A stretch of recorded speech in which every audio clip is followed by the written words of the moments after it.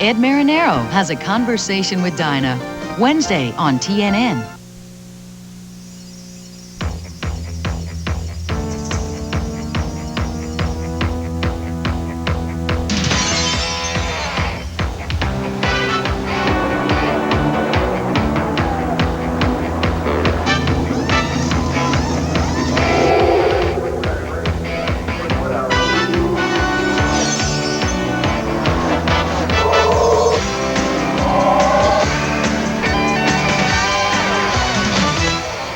Richard Petty is in Daytona Beach preparing for yet another Daytona 500. Hello everyone and welcome to Inside Winston Cup Racing. Today's show is devoted entirely to the king of stock car racing. Recently, Ned sat down with Richard at Petty Enterprises and talked about one of the greatest careers in all of sports. What follows is a very special half hour. We'll profile Richard Petty's amazing successes on the racetrack in 31 years of racing. We'll also look at the disappointments the king has suffered in recent seasons and his plans to come back. See what reflections we're getting at the chassis. And Richard talks about his plans for the future when he finally decides to retire. Today's show is brought to you by Ford and your Ford dealer. Have you driven a Ford lately? And by Old Milwaukee and Old Milwaukee Light. It doesn't get any better than this. And by Goodyear Eagle Tires. Goodyear, because there really is a difference.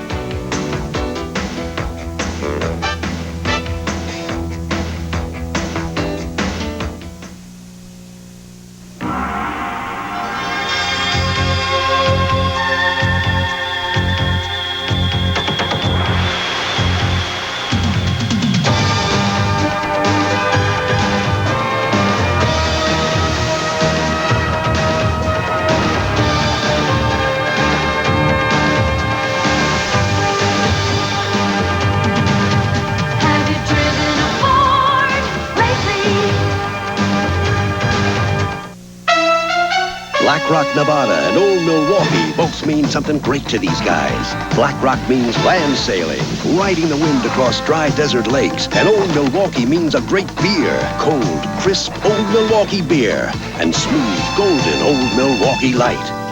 There's nothing like the flavor of a special place, and Old Milwaukee beer. Old Milwaukee and Old Milwaukee Light. You know, guys, it doesn't get any better than this. This is a brand new car. Put in a leading motor oil. This is an identical new car. Put in Mobil 1 and drive. Under extreme conditions, temperatures in your engine can reach 570 degrees.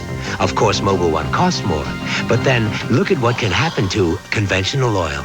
Mobil 1, isn't your car worth the extra protection? Only one oil finished number one at the 1989 Indy 500. Mobil 1, the choice of champions.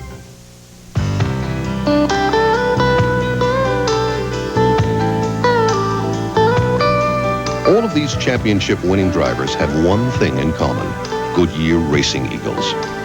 The race-winning technology that's found in the Goodyear Racing Eagles can also be found in the Goodyear Eagle line of high-performance street radials, the best-selling performance tires in the world. Goodyear Eagles, for the spirit of a champion that's in all of us.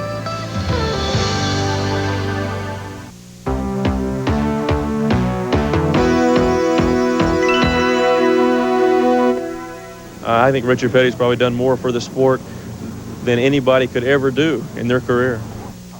Richard Petty's impact on the sport of NASCAR Winston Cup Racing is too great to measure accurately. The acknowledged king of stock car racing has competed in nearly 1,100 races and has picked up a record 200 wins. He's been voted the sport's most popular driver 9 times and has 7 national championships to his credit.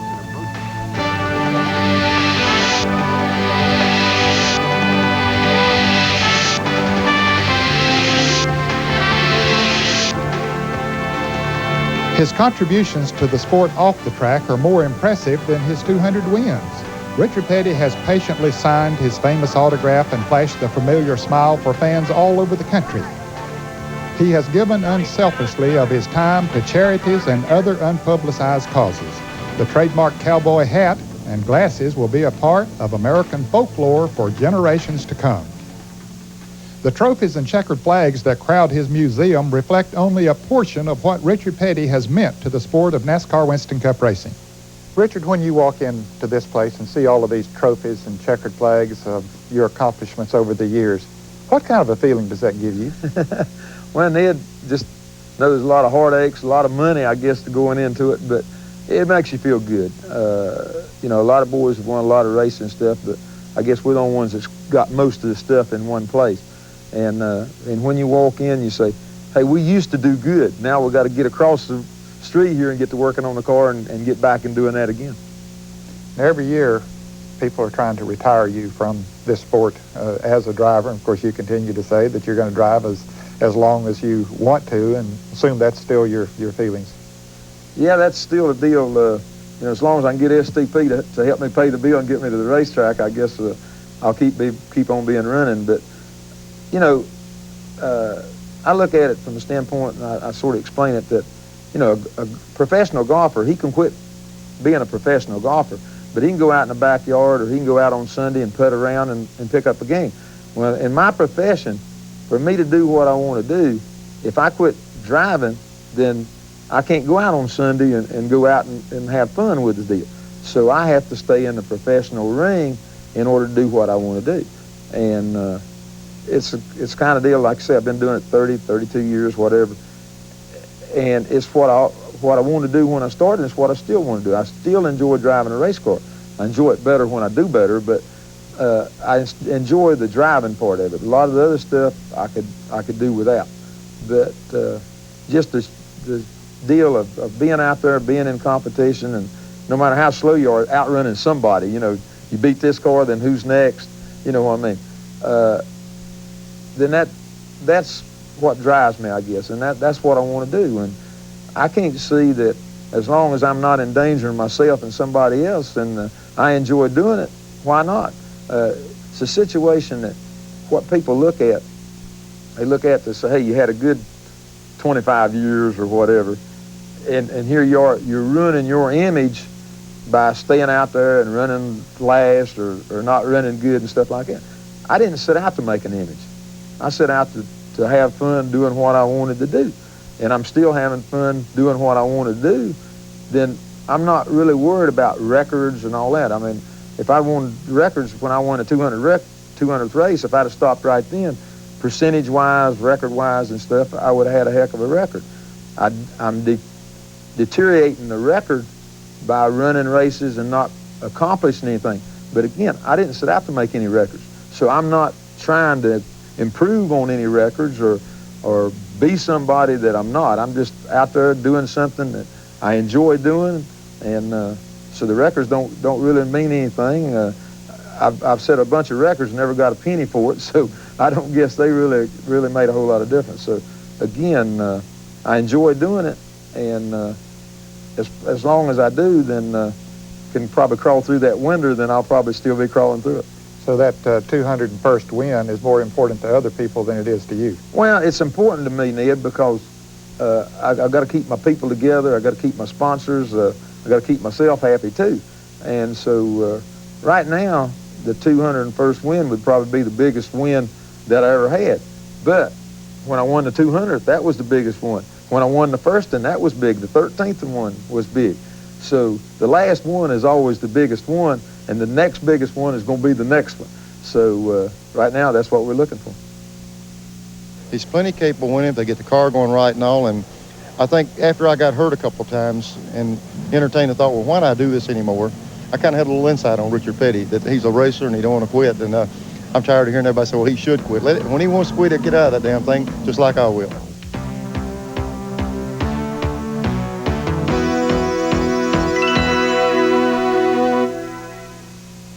Announcing the biggest sale ever from Ford. Now, Ford gives you a $1,000 cash bonus on the #1 selling cars and trucks in America. A $1,000 cash bonus from Ford on Taurus, Thunderbird, Probe, Tempo, Mustang, and Festiva. A $1,000 cash bonus on the best-selling Ford Escort and Ford Ranger, plus Bronco and Aerostar. Or choose 4.8% financing for 48 months on Taurus and Aerostar. It's the biggest sale ever from Ford, with a $1,000 cash bonus on many of America's best-selling cars and trucks. See your Ford dealer today. Why is 1-900-FUN on TNN such a great number to call? I call to get Billboard's Country Power Picks, plus news about my favorite stars. Making its Hot Shot debut all the way up to number 60. Why do you call the TNN Country Hotline? I call 1-900-FUN on TNN to hear weekly updates of the celebrity guest appearances and hot topics on TNN's all-star program lineup. I love country music. Now I can get concert listings for my area just by calling 1-900-FUN on TNN. Well, I guess TNN's Country Hotline has something for the whole family. Isn't that right, Billy? Yeah, I like to play TNN's country music trivia game. And you could win great prizes, too. Wow, really? Really. CD players, VCRs, trips to Nashville, and more. Dial 1-900-FUN on TNN. 95 cents per minute. Kids, check with your parents before you call. Hello there, folks. If you like to ski or want to learn, have we got a contest for you? It's our 4th annual Ski Rendezvous for Two contest. You could win a trip for two to beautiful Crested Butte, Colorado. To enter, send a postcard with your name and address to World of White, P.O. Box 12, Nashville, Tennessee, 37202. Enter by February 10th, and you may be a lucky skier. For more details about the contest, watch me on Country Clips Saturday right here on TNN.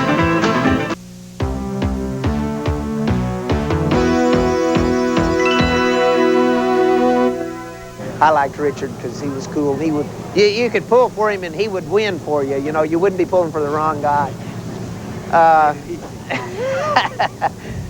Richard was, to me, he was kind as he is to all the race fans, and that's one of the things that makes him the king. Richard Petty will always be the king, but his crown has been tarnished a bit with age. Richard's last win was his 200th at Daytona in July of 1984. In recent years, he's been better known for surviving this terrifying accident at the 1988 Daytona 500 than any of his recent finishes. This past season, the unthinkable happened. Richard Petty failed to qualify for a race, not once, but 4 times. His best finish, a mediocre 13th. The reasons for the team's decline are numerous and extremely painful for the architect of most of Richard's victories, Dale Inman, Richard's crew chief, cousin, and lifelong friend. You know, you come home and you want, I'm not saying I cry, but you want to cry and you want to hurt yourself because things have not gone wrong. Yeah, it's not easy on us. And it's hard to keep morale up, but, you know, the only plus you got going for you in the situation that we're in, and then there's some people that's, use this word, as bad as we are. But if Richard even gets close to leading the race, or if he even passes anybody, the fans notice, and it's rewarding to them. If he was to win a race, they'd probably tear the grandstands down. You said a moment ago that you need to go back, cross the street and go back to work. How frustrating has it been for you, after having been such a winner over the years, to have the things that has happened to you this year? Well, you know, I told him sometimes I look at it that, you know, when I was born, the good Lord said, I'm going to give you 25 years of good racing luck, and I've been trying to stretch it into 30 or 32, and that's what it looks like. I mean, we ran races, you know, up till the middle of '84. I won the 200th race, and I think we won 2 or 3 races that year, and, you know, over the period of time, we'd still win 2 or 3 races a year, 4 or 5 races, and, you know, everything was going good. In '84, July, we just stopped. We hadn't won a race since then. Hadn't really been that competitive in maybe a dozen races all those years. And I can't believe that I just said, okay, I've won 200, I'm just going to quit. But if you look back and go through a lot of the records and stuff, you say, how in the world could that much stuff happen to one fella? And then on the other hand, you look and say, well, if he'd been running a little bit better, he wouldn't have been in that position. You know, all this thing combined, it's not a situation that you can put your finger on one thing, that I'm doing something wrong, the crew's doing something wrong, the car's not working right. It's just been circumstances, and a lot of it's been beyond our control. A lot of it that we're working on now, trying to get it back under our control as much as possible. And, you know, if we can do that, then maybe the good luck will start coming. So right now the boys are working real hard. A lot of problems that we've had this year, has been because we've been trying to get ready for next year. We've been doing a lot of testing, changing stuff on the car. So it's just, I just feel like it's a matter of time. All we got to do is just keep digging and keep doing the work, and one of these days it'll all come together. But we're going to have to do it ourselves. Nobody's going to give it to you. Now, Petty Enterprises has always been considered innovators in the sport. Have you maybe gotten a little too far away from basics at times?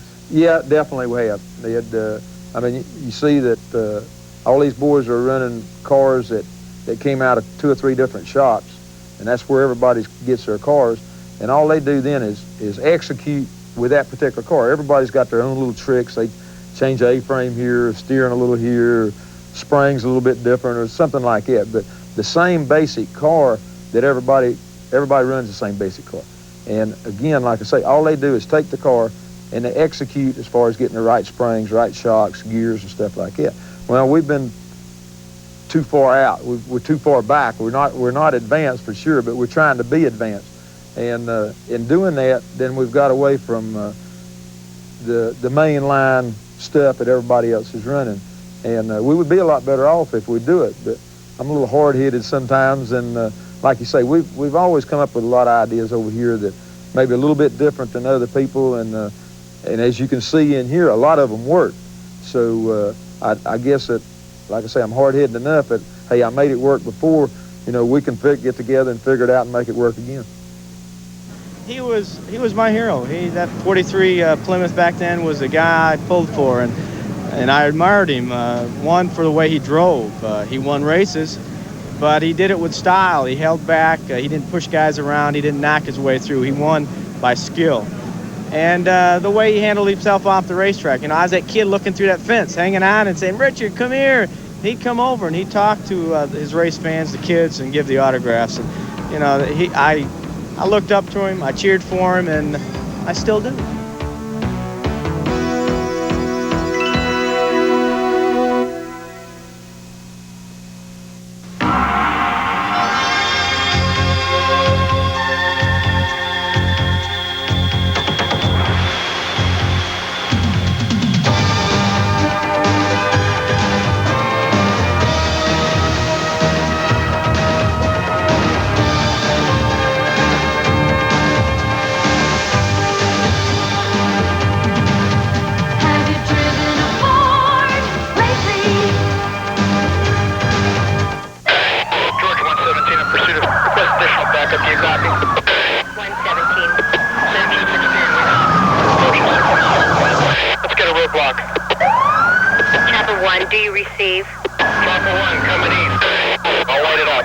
More police cars come on Goodyear Eagle radios than any other brand of tires. Why? Because they want it that way. Goodyear Eagles, there really is a difference. People are waking up to the fact that there's no oat bran in Corn Flakes. Hey, there's no oat bran in Corn Flakes? There's no oat bran in Rice Krispies. Wake up! If you want oat bran, try Cheerios, the leading cold cereal made from whole grain oats. Hey, wait a minute. There's no oat bran in Raisin Bran. Wake up to Cheerios, the one with oat bran. Who'd buy lawn equipment in January? Someone who wants big savings. Now with Sears off-season buying power, you save $200 on this Craftsman 12-horsepower tractor, just $898. So hurry to Sears preseason lawn and garden sale. 8 sportsman categories, the backbone of the NHRA, are featured on the next American Sports Cavalcade, the 1989 NHRA TRW Sportsman All-Stars, Sunday at 3 and 7 Eastern on TNN. Pass the word.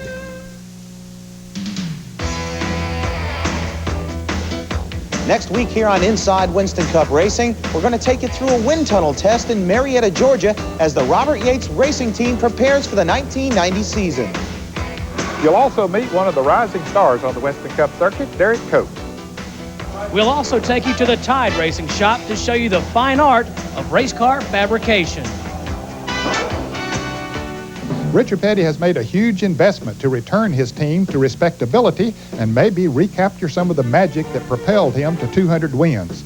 He has invested in what is being called the most expensive design project ever undertaken by a Winston Cup team. Well, Richard's took it most on himself, but he's gone back to, he's hired some engineers, some designers.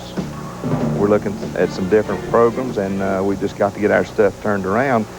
And I'm sure I've got some doubts about myself, and I'm sure he's got some doubts about himself. And I guess we just got to weigh them all out and see what we come up with. Mechanic Richie Bars, a 20-year employee at Petty Enterprises, explains that while the team was experimenting, consistency was sacrificed. Well, in our particular instance, we have 5 cars, and due to the last couple of years of trying a lot of things, this, that, and the other, a lot of different ideas, we don't have any 2 that are the same. So you run into a lot of problems from race to race, even getting headers and tailpipes on these cars from one race to the other. They're all pretty much an individual piece. Well, we're trying to get back to some sort of standardization, and while we're doing that, to try to improve the situation. Do you constantly think about racing, and are you still learning? Am I still who? Learning. Yeah, definitely learning. Ned, what happened?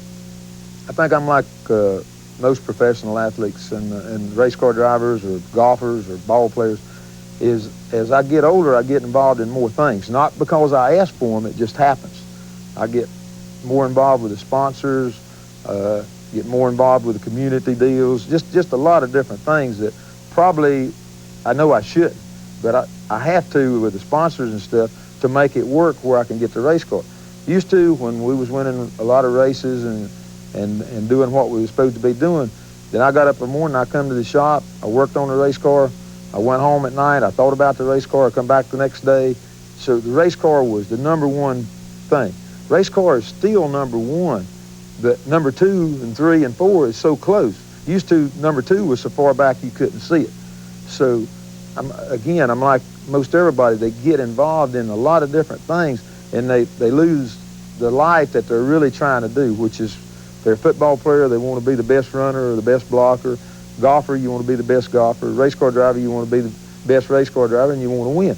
And as long as you can think nothing but that and go after it, and you're fairly talented and a little bit of luck, then you can accomplish a lot of things. But I think that even though I think about it and even though I work for it and that's what I want to do, I still have so many other interruptions, just like doing this thing today. You know what I mean? 10 years ago, this wouldn't have happened. I'd have been over there working on the race car. So all this stuff combined takes your mind away. You got 24 hours a day to think about different things. Used to, I thought about the race car 24 hours a day. Then it got down to 12 hours. Now it gets down to maybe an hour a day if I'm lucky. And it shows in the results that we're producing. Do you see yourself as a car owner when the time finally comes that you'll retire? Yeah, Ned, I really do. That's one thing that we're working around here trying to do. We're trying to get ourselves established back again with a decent race car, where that one of these days, if I do decide to retire from the driving part, then we'll be able to keep good sponsors, be able to get a decent driver to drive the car, and continue with Petty Enterprises. But in doing that, then I'll probably do the same thing I'm doing now. I just won't crawl through the window. But all the PR part and trying to run the business and stuff will be the same. I'll just take one segment away from that, which will be driving the car. Now, there are a lot of people here in your home state of North Carolina that would like to see you run for governor, and there's been all kind of speculation along that line that when you quit racing that you might do that, or that you might even quit racing to do that. Well, Ned, I told him I couldn't take cut and pay. That was that was the initial deal. I told him, how would you like to see your governor get up there and say, okay, guys, when you get up in the morning, you get in your Pontiac and you drive down to the Union Station and buy you a set of Goodyear tires, put you some STP in it, you know what I mean, take you a good if you got a headache. I don't know if the people in North Carolina handle that, but I told them I did have a good slogan to run on, is that I can only mess up the state half as much as anybody you put in there, because I'm going to be off racing 3 or 4 days a week. So that might be a good deal, too. Do you have any kind of hobbies or anything that you do for relaxation? Getting that race car. when I get in the race car, you know, the only thing I got to worry about is Dale hollering at me on the radio, and I can cut him off. So other than that, I don't really have a whole lot of hobbies. I collect a lot of stuff, fiddle around, go hunting now and then, but know any one thing that I want to take away from racing and go do. You know, most everybody's got a job that they do and they probably enjoy it, but then they want to go play golf, or they want to go hunting, or they want to go skiing, or something like that. I got a job of piddling around trying to run Petty Enterprises, and then my hobby is getting in the race car driving it. So that's one reason why it's tough to turn my back on it.